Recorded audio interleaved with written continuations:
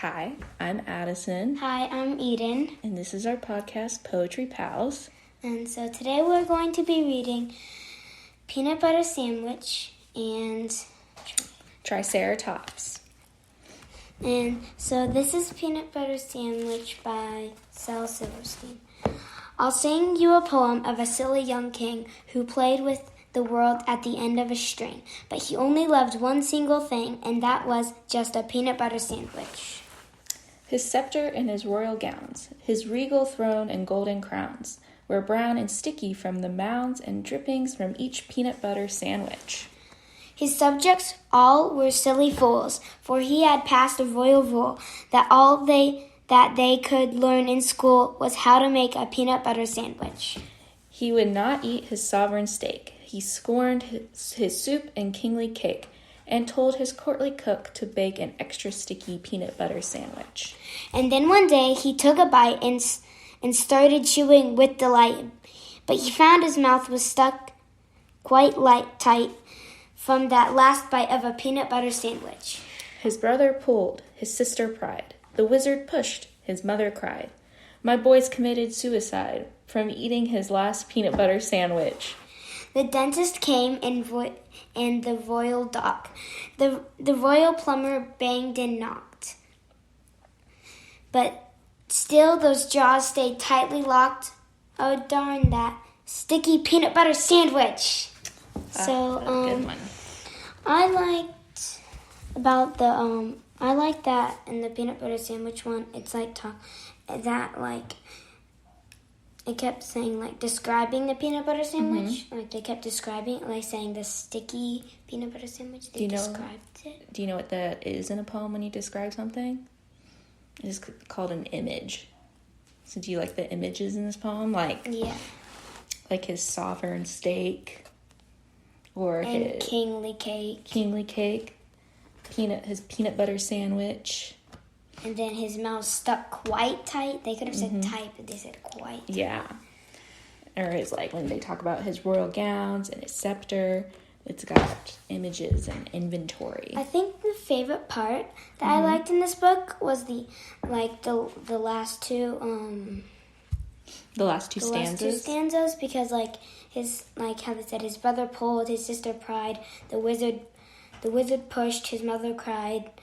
My boy's committed suicide from eating his last peanut butter sandwich. And then the dentist came and they said the people came and I just liked the last two things because I thought they were kind of funny. Yeah, I also think funny poems are good. I write a lot of funny poems. Do you write funny poems or do you? I normally just write poems like what I see, kind of I wrote one about a windy day and stuff like that. Yeah. We'll have to read it on another day. Is there anything else you liked about that poem, or was it mostly the humor and the images? It's mostly that. Mostly that? Yeah. Okay, so now we're going to be reading Triceratops. By Brian P. Cleary. 2 hard horns and a third soft one. That's really a snout made from soft protein. Inside its mouth, 200 to 800 teeth. Can you imagine the dentist appointments? Extinct, so none are living. Rumored to be a slow walker. Ate only plants. T-Rex wanted to have it found for lunch. Older than your parents and even your teacher. Popular in dinosaur movies. Seen last alive 65 million years ago. That poem is an acrostic poem and is written piece in which a particular set of letters, most often the first letter of each line, spells out a word or phrase. The word or phrase it spells out is called the acrostic, and it is usually the subject of the piece. So in this one, the subject was the Triceratops, and each line started with one of the letters. Have you ever written an acrostic before? No. No? I think you should try it. What I liked about this one is that they were actually kind of rhyming a lot. Let me see. I think this one... Like, it just sounded alike, kind of. Yeah, it's got a lot of good words in it, but it's not rhyming like Shel Silverstein. Shel Silverstein has a lot of end rhymes. Do you know what an end rhyme is? No? So an end rhyme is when the last words of a line rhyme. So like king and string and thing. And we got gowns and crowns and mounds. Like, fools, rule, school, steak, cake, bake. So in this one, do that, like, proteins, teeth, appointments, do those really have end rhymes? No. They just like kind of like sound like they're good words that they're using. Mm-hmm. So you could have to describe T-Rex. I mean, not T-Rex, Triceratops. Mm-hmm. So they have like an eternal rhyme. So they have like ones that are like inside the poem. Mm-hmm. So like, they have like sparky words. So good words like extinct. And like, I liked how they described like seen last 65 million years ago. Like it tells us when last seen. Mm-hmm. And like also like it tells us it can be a slow walker. Mm-hmm. Like that. So it really shows you what a Triceratops is. It doesn't just like say Triceratops. It just like describes things about it and like tells you like last seen and like do you think that popular in movies. Do you think that a good poem does that kind of stuff? Like it like describes good poems it? Describes things and like sometimes it's funny when they have humor in it. Yeah. So do you think that you could write an acrostic like this where you would pick a word and then you could describe that to someone? Yeah. Because you've never seen a Triceratops in real life, but you know what they're like based off this poem and based off what you've seen, right? Yeah. What would you pick if you could write an acrostic? Well, I do know a lot about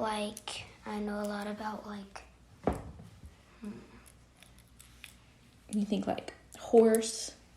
I know a lot about cats, kind of. Cats? Cats would be a good one for an acrostic. Actually, I have a book about a cat, and that helps me do it. I've been reading a book about an elephant, so I could do an elephant, too. Would you ever do one based on Ronnie, your cat? I might. You might. You could use his name. Yeah. Do you have anything else you want to say about these poems? Either one?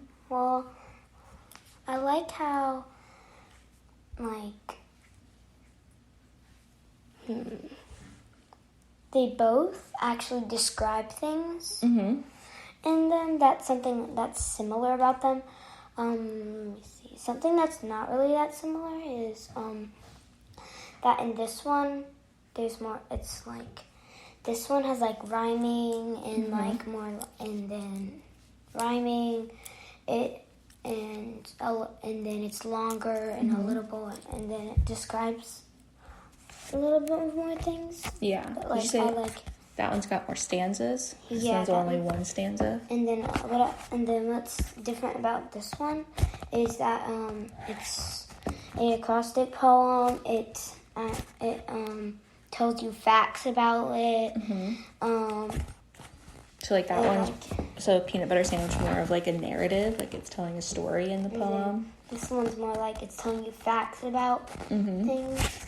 Like it's telling you facts about a Triceratops. Yeah, so it's not as much of a narrative poem. And this one's like telling you about a peanut butter sandwich and the king whose teeth got stuck while eating a peanut butter sandwich.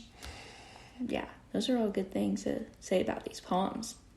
It's just two good poems to start with.